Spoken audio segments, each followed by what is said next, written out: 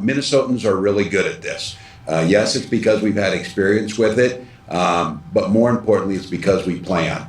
We hope that none of this happens, but hope is not a plan.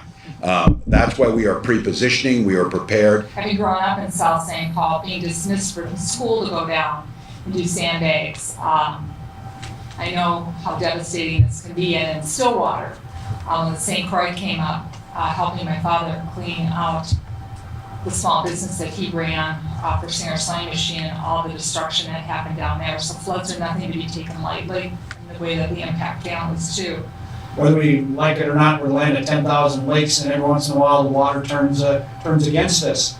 But that means we know what we're doing when it comes to flooding, and the people in the communities really do. We are in one of the wettest decades ever in the upper Midwest and in Minnesota. So we have a lot going for us in terms of a flood. So the soils are very wet.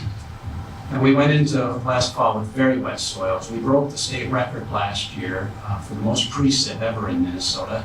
It was down in the southeastern part of our state. The previous record was set in 2016. It is a 30-day waiting period if you buy a flood insurance policy. So for some of the flooding going right now, it might be too late.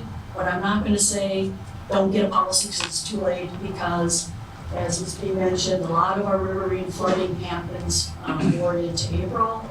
And we have more big storms throughout the year. We're seeing throughout the whole year now. I would like to use this now as an opportunity to ask that our disaster assistance count, we have a $10 million in a deficiency bill that is sitting in the House and Senate. We really need to move those now and sign them immediately.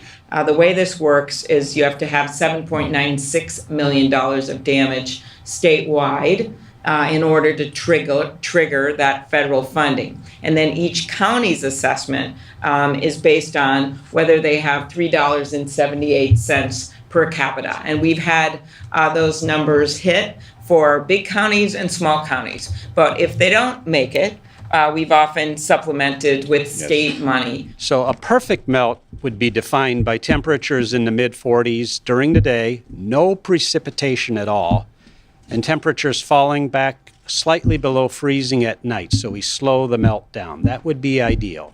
Even if we get no rain and we have the perfect melt, river levels are going to be high. The soil has been very wet for a long time, and we won't be out of the woods for quite a while. We have the potential for significant flooding all the way into May, easily, and perhaps the summer.